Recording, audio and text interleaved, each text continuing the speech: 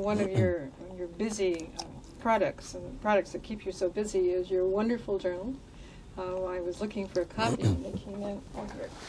There should be plenty around. Yes. This is a first. It is. And it is can you a. talk a little bit about it and what it means? Well, it's unique, I think, in several respects. First of all, it is a peer-reviewed journal, so that hopefully it has contributed to the enhanced scientific credibility of these systems. Going back to some of our earlier conversation here this morning, one of the single most important barriers to the adoption of these systems by farmers or the beginning of research by scientists around the country or educational programs for extension and so on has been the perception that this is not a scientific form of agriculture. Yes. That it is in fact just sort of a back to the land movement or something like that. And as a matter of fact, of course, the exact opposite is true. The overwhelming majority of practitioners of organic and low-input agriculture are anxious for scientific support and research efforts, and know that there is a biological basis to this and that we need to understand it better. So trying to somehow help people understand, researchers and educators and policymakers too, both in USDA and the land grant system and on Capitol Hill, understand that we're talking about a frontier of scientific research, really, has been, I think, the most important challenge and the most important single missing link or weak link in this whole effort.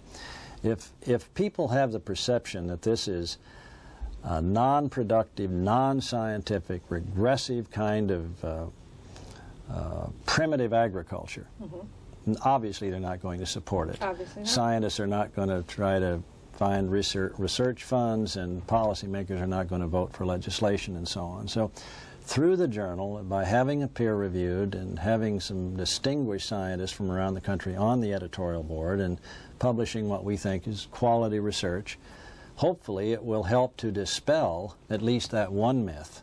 As you know, there are many myths out there about low input and organic farming, but one of them is that it's non-scientific. And until you break through that barrier, it's very difficult to get people to take this whole matter seriously. Of course. Of course. It's a substantive part of the scene, and I think that it was launched wonderfully well for the article Garth Youngberg Rides Again, which is in the New Farm magazine. I like that title. Did you feel, you must have felt at that time a great deal of excitement and challenge about starting the Institute? And yes, I did. Again, it was a difficult period, but certainly there was a sense of excitement too, and a sense that it was important to maintain the momentum. There was momentum, despite some of the negative and countervailing reactions to the report. There was momentum. I think, going back to the USDA report, it's only one piece in all of the chain of events that have occurred, but it was an important one. This was the first time that the USDA put its logo on a report on organic farming, and it was a kind of a revolutionary step in a way. Yes. I don't know if you're aware of this, but it also had some impact internationally. No. As a matter of fact, the last count, I think 8. It had been translated into 8 different languages and dialects. And some of the requests, well, many of the requests that we got while I was still in the department were from developing countries and other countries, and we still get requests here for the report, as a matter of fact. I would say one a week, perhaps.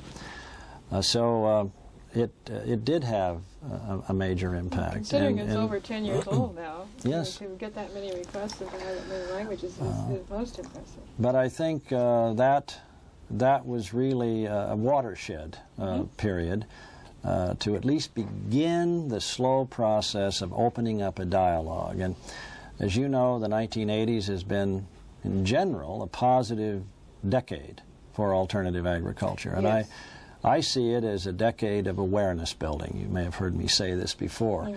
But that's the way it looks to me. It was a period in which there has not been an enormous amount of institutionalization, although some important institutional changes have occurred.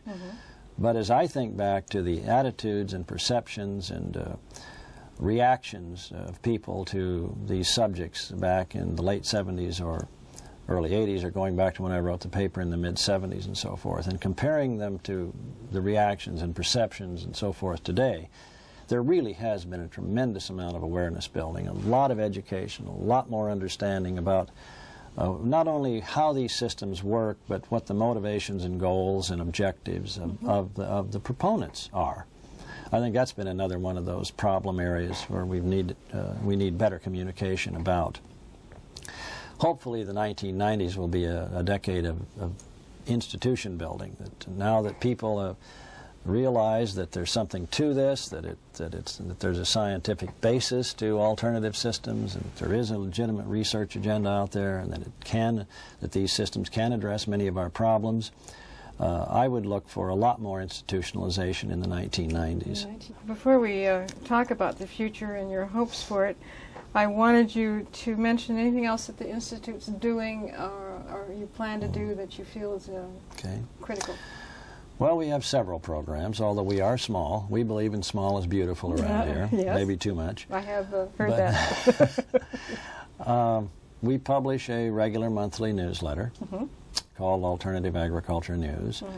We also publish a monthly newsletter called Alternative Agriculture Resources Report, which is sent on a gratis basis to all the county extension offices in the country, plus several others that have been added That's quite since a we mailing began. list. And we have an annual symposium that you're very familiar with. Yes, I certainly am. In the throes of beginning to try to plan the one for next year already, which is going to be a very complicated subject. And in fact, we're thinking of departing from our pattern of one-day events and going to a day and a half, just because of the complexity of the subject. Do you want to talk any more about the subject this time? Well, yes, we could. We're going to try to look at the relationships, to the extent that research is out there, the empirical relationships between the character of farming systems and the viability of small rural towns and communities. Oh. So it's a tough area. There has not been a lot of research done.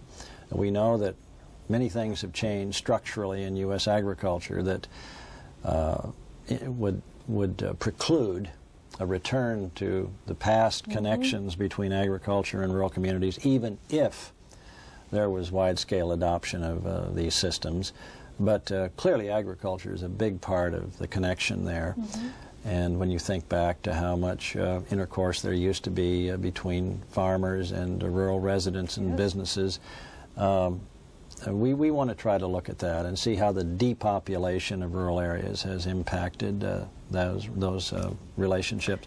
I've often told this story about when I was on the farm and working on farms. If you wanted a good parking place in our little town of Galville, Illinois, on Saturday night, you had to go in and pick a place about 3 o'clock in the afternoon. Yes, I remember those days. You remember those Sure. days. Many of us do, because of all the activity and trade and so on that was occurring. Well, part of that was because there were farmers out around who needed to come to town.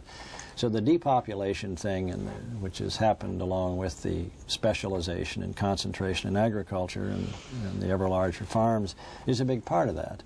And we just like to take a good hard look at the situation now and try to assess to what degree there can be reestablished in some form more of that organic, if you will, connection. That's not the right word, but we think there may be some possibilities. So we just don't have, no one's really taken a serious look at that in terms of its impact on rural development, but we think there are some perhaps new industries, agriculturally related, that could be established. We probably are not going to go back to having a little egg candling operation in every small town, but maybe there would be a small fermentation plant in every small town that would be developing and manufacturing biological control agents or something, because as we move more toward biological systems, they're very site-specific, as everyone realizes, so there will need to be very specialized kinds of services, information, and inputs for those farms. And so those are the kinds of things we want to look at next year.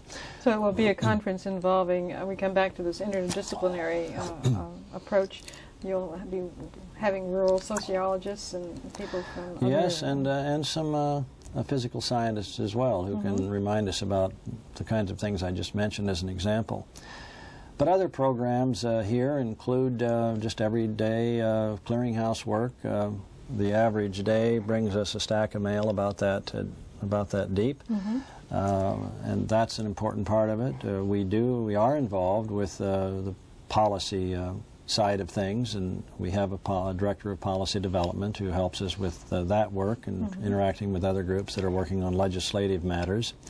And just today, the very day that you're here for this conversation, we have welcomed our first visiting scholar who's next door, David Watt from North Dakota State University. So we have several lined up now that will be coming in on a rotating basis to spend periods of time from 2 months to as much as a full semester to do research that's difficult to do from their home location. And this is a program that the Institute is able to financially support. Yes. That's we're exciting. calling it our Visiting Scholar Program. That's an exciting new thing.